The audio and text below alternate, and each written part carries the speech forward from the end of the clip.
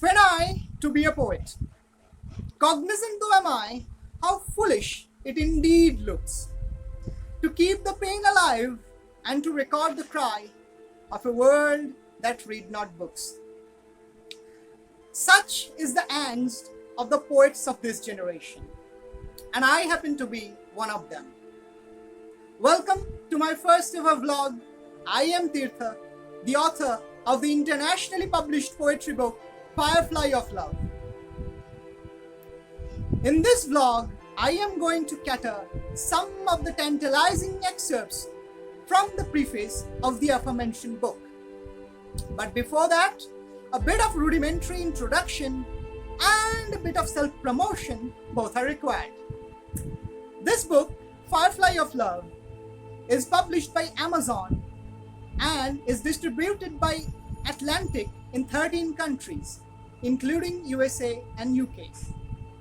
The book has also secured its place at Powell's City of Books, Portland, USA, which happens to be the biggest offline bookstore of present time. The book has also bagged me an accolade from the India Book of Records in the category Debut Poetry Book sold in maximum countries. So, if you wish to collect the book, there will be a link in the description below. Now, without any further digression, let me go back to the topic of the vlog. A lot of my readers have accused me that I have launched a scathing criticism on the postmodern poetry. Well, I will not deny that to some extent the accusation is perfectly fine. And in this vlog, I am going to explain why. So, this will be my idealism of poetics in brief. The poetry of the earth is never dead, said John Keats. Later, Matthew Arnold went one step ahead, saying the future of poetry is immense, because in poetry, where it is worthy of its high destinies, our race, as time goes on, will find ever surer and surer still. Had they been present in this age, where the Facebook poets go on writing nonsense, they would have thought 10 times before saying so, and perhaps they would even have changed their opinions. Yes, I am writing in an age when poetry, if you allow me to speak the truth, and if you have the courage to hear it, is barren, if not dead already. Today, a beggar has more respect in the society than a poet, unless he is an urban intellectual who has a well-settled position and power and who can write something so gibberish and undecipherable that other people cannot simply understand them, and perhaps he himself cannot. The postmodern poets are very fond of the verse libre, of free verse, which to poetry is as cancer is to body.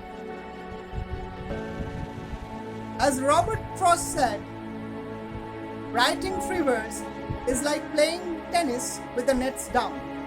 I cannot be in more agreement with Frost. Rhyming and meter, these two elements are quintessential to poetry.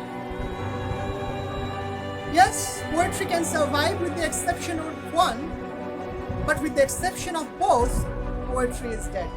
Poetry is like a baby died in the womb prematurely.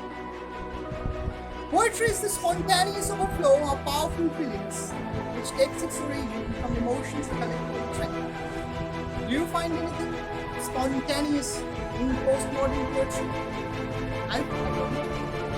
And that is why, with the exception of few, I don't read postmodern poetry. The few poets in this postmodern age I am breathing, I neither read nor want to read.